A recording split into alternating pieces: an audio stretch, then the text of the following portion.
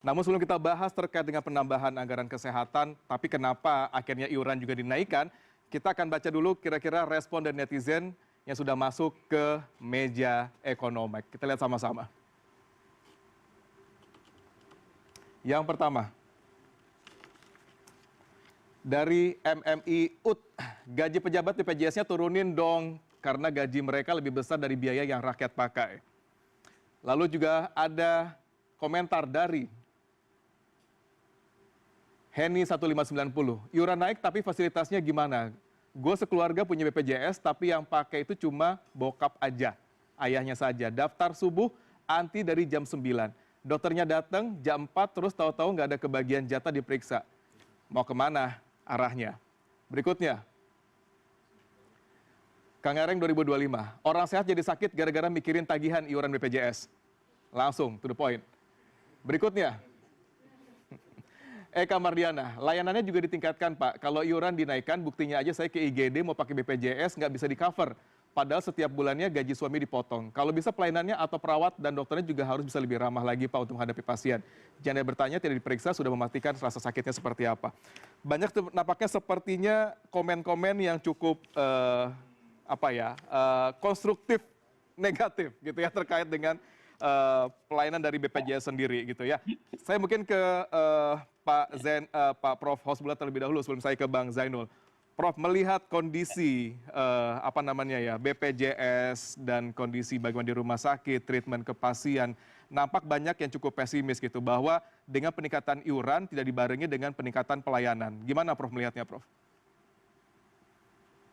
Ya, saya berharap masyarakat kita cerdas. Jangan 1-2 kasus kemudian digeneralisir. Karena kalau 1-2 kasus digeneralisir, kita jalan-jalan di dekat apartemen saya, dekat Tanah Abang, banyak preman, banyak pengemis. Kemudian kita bilang, wah masyarakat Jakarta kebanyakan pengemis, preman. Enggak begitu. Ya, jadi kita harus objektif melihatnya. Data-data dari BPJS itu bisa dilihat di Sismonep, ya, berapa banyak yang pakai, harga tarifnya. Memang itu jadi masalah sebagian. Kalau tadi ada yang mengeluh mungkin kurang ramah perawatnya, ya itu pun belum tentu di semuanya. Coba kita lihat dengan data. Jadi ya kita harus mendasari komentar dengan saya bisa pahami kalau netizen tentu kan sangat responsif dengan apa yang pernah dialami, jadi itu pasti ya. Nah kalau kita mau fair, tadi saya sampaikan kalau tarif rumah sakit 3 tahun tidak dinaikkan, perawat dokter dibayar sama dengan 3 tahun yang lalu, karena BPJS membayar dengan tarif namanya CBG kapitasi. Sementara nilai tukar dolar aja sudah naik 25% dibandingkan 5 tahun lalu ya. Kalau kita lihat obat-obat dan reagen yang dipakai itu impor, 30% impor. Berarti harganya naik. Yang ditekan akhirnya tenaga lagi. Bagaimana mau ketawa dia? Ya, jadi menurut Prof. Hasbullah bahwa penambahan iuran harus dimaksimalkan untuk peningkatan kualitas mutu terutama dari SDM kesehatannya gitu ya Prof ya? Terkait dengan obat dan juga fasilitas di rumah sakit. Baik. Pelayanan di rumah sakitnya itu yang betul. Itu menjadi penting di sana. Baik. Saya coba ke Bang Zainul. Bang Zainul, nota keuangan 2006 sudah menaikkan anggaran dari kesehatan gitu ya. Kalau Bang Zainul melihat apakah nanti sudah ada arahnya kemana kira-kira? Jadi kan memang di rapat Banggar kemarin Bu Menteri Keuangan, Bu Sri Mulyani sudah menyampaikan kontribusi pemerintah untuk BPJS Kesehatan akan ditambah 20 triliun.